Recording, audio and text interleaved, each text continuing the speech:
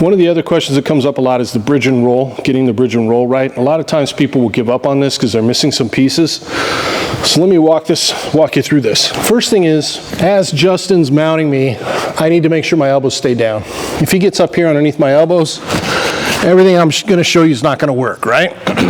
So we have to start from the correct base and posture. And then what I'm going to do is I'm actually going to connect my hips. And before I lift my hips off the mat, I'm always going to tuck my tailbone.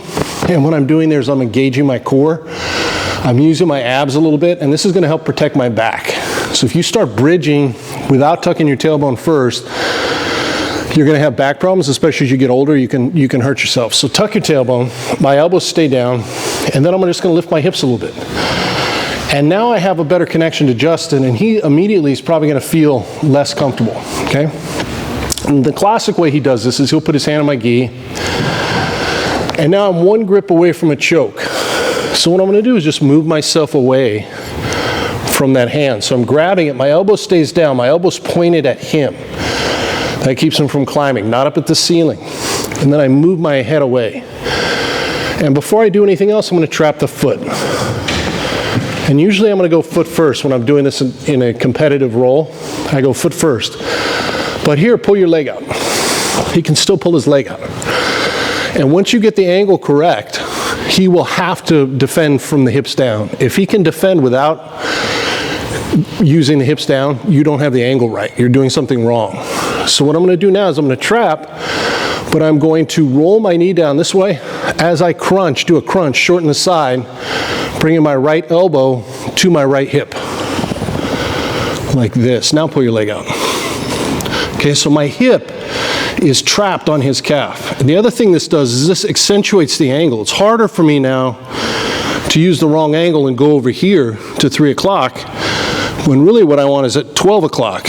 And watch how little I have to lift to get that. And it won't matter. He can use his hand, he can use his head. When you have the angle correct, you're going to get the upa. So if we do it in the air, it's going to look like this. You have whatever upper body grip you have, and the point of that is just to maintain a connection so that you don't roll underneath him. So he goes with you, okay? I step, and I shorten the side, and that's what it looks like. And then I start to lift. Not on my neck, never on my neck. If I'm going the other way, I trap, and I do a crunch, okay? So first thing is elbows down to the mat. Very important. Don't let me occupy that space. Tuck your tailbone. Lift your hips a little bit. Already I feel less comfortable, right?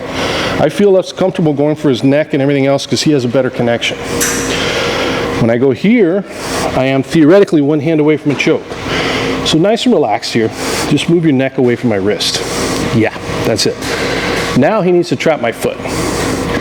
Now if he traps it and leaves his knee pointed towards the ceiling, I'm going to be able to pull my leg out. And the thing is, anybody that's been doing jiu-jitsu for a while, I know when he grabs his hand that my leg needs to be loose so I can switch to side mount or prevent him from doing an upa. So he traps my foot and then brings his knee out. Good. Now his hip, and he does this crunch. Now his hip is sitting on my calf. There's no way I can get my leg out. I can't switch to side mount, which is the counter.